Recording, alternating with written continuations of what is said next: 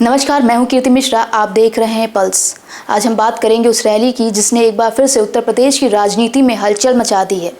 जी हां, हम बात कर रहे हैं बहुजन समाजवादी पार्टी यानी बीएसपी की हाल ही में हुई विशाल रैली की।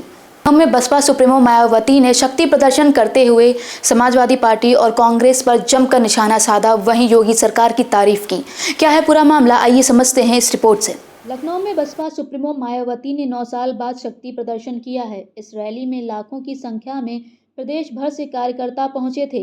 वहीं मंच से संबोधित करते हुए मायावती ने कहा, प्रदेश में बसपा की सरकार बनने पर उन सभी कानूनों को बदल दिया जाएगा जो कि दलितों पिछड़ों के खिलाफ है।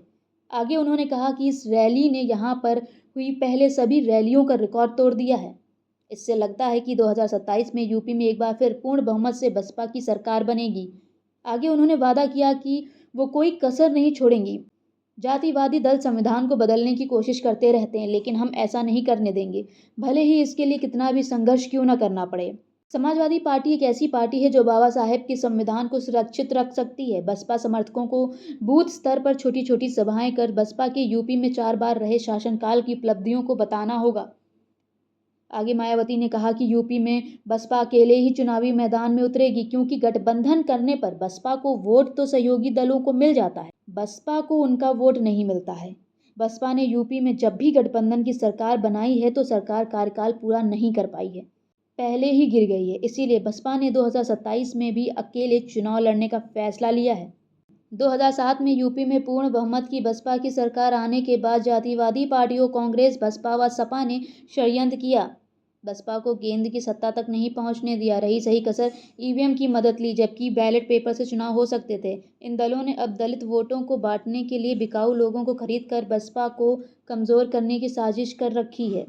आगे उन्होंने कहा कि इन दिनों कुछ लोग एक दूसरे के धर्म पर टिप्पणी कर बवाल कर रहे हैं। ऐसे मामलों में हमें बाबा साहेब के संविधान को मानते हुए सभी के धर्मों का सम्मान करना चाहिए, इसकी आड़ में राजनीति नहीं करनी चाहिए।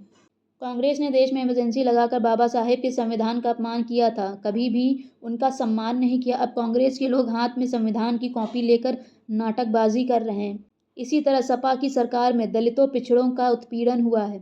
इससे प्रदेश की कानून व्यवस्था भी चरमरा गई थी। सपा सरकार में गुंडों और अराजक तत्वों को संरक्षण दिया गया था।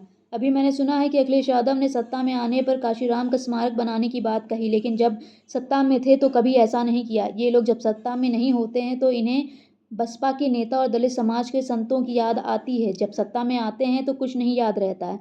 ऐसे दोगले लोगों से सावधान रहना चाहिए। बसपा की सरकार रहते हुए मैंने जिन स्मारकों का नाम काशीराम जी के नाम पर रखा, उन्हें सपा की सरकार आने पर बदल दिया गया था। तो वहीं कुछ राजनीतिक विश्लेषकों का कहना है कि यह रैली सिर्फ शक्ति प्रदर्शन नहीं है, बल्कि पुराने वोट बैंक को मजबूत करने की कोशिश है। तो कुल मिलाकर ये कहा जा सकता है, नीला झंडा, नीली टोपी और मायावती का संदेश, बीएसपी अब पूरे दमखम के साथ मैदान में उतर चुकी है। ऐसी तमाम बड़ी खबरों के लिए देखते रहिए पल्स।